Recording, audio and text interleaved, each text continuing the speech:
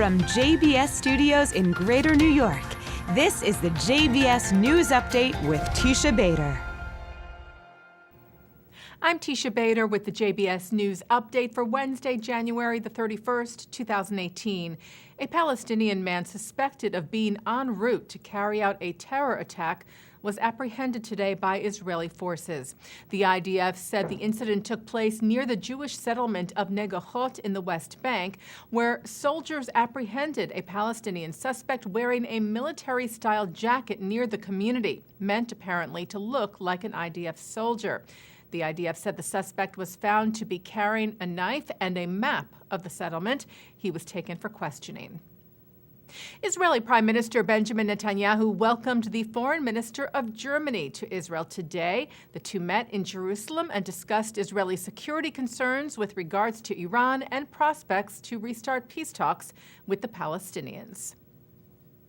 A young Jewish boy was attacked in France yesterday in what is thought to have been an anti-Semitic attack. According to French news agency AFP, the 8-year-old who was wearing a kippah was assaulted by two teenagers while walking in the Paris suburb of Sarcey. French President Emmanuel Macron condemned the incident, writing in French on Twitter that every time a citizen is attacked because of his age, his appearance, or his religion, the whole country is being attacked. The boy was said to be doing fine, and French officials were investigating. Yesterday's incident follows another incident in Sarcey, which has a large Jewish population, when a 15-year-old girl wearing the uniform of her Jewish school was slashed in the face on her way home from school earlier this month.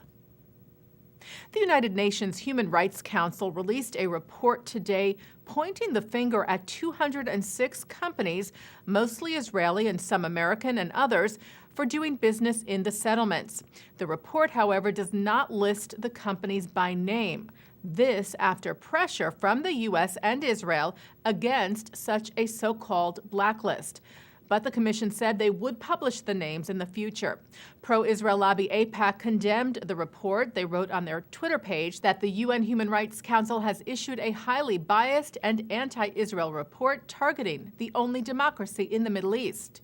It is very concerning, AIPAC said, that this report could be used to lay the groundwork for boycotts against American companies that do business with Israel. AIPAC also urged Congress to pass the Israel Anti-Boycott Act to prevent unfair boycotts against Israel.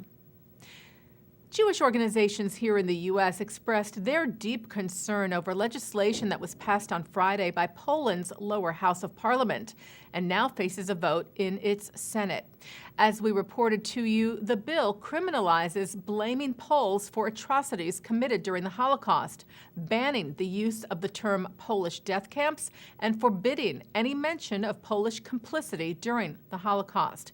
President of the Union for Reform Judaism, Rabbi Rick Jacobs, called the bill an attempt to rewrite the World War II narrative, saying that if passed, this legislation would suppress discussion of the role of those Poles who assisted in establishing and maintaining ghettos, transporting Jews to the camps, supplying the camps, confiscating Jewish property, and perpetrating killings of Jews, as in Jedwabne, which was a deadly pogrom in 1941. The Conference of Presidents of Major American Jewish Organizations Chairman Stephen Greenberg and Executive Vice Chairman CEO Malcolm Hoenlein wrote to the Polish Prime Minister that just as attention should be drawn to the lessons of the heroic deeds of those Poles who acted to save the lives of Jewish and other victims, there must also be robust discussion of the lessons to be learned from the acts of those in Polish society who took part in the systematic destruction of Jewish life in Poland. Veteran Israeli poet Chaim Guri has died.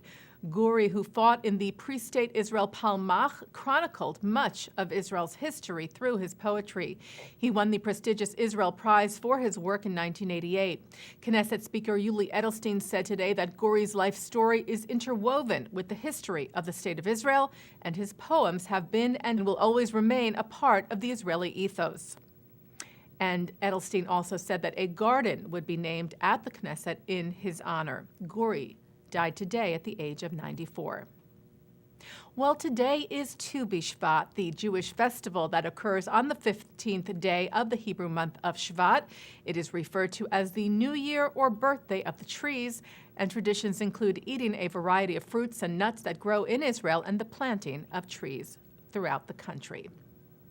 And taking a look now at our programming for tonight on JBS for Wednesday, January the 31st at 7 o'clock, it's From the Aleph Bet.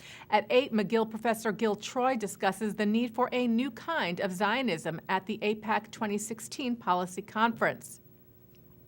Then at 9 tonight, Mark Golub sits down with Herbert Bloch, the new executive director of the American Zionist Movement, who discusses the various expressions of pro-Israel activism in the U.S.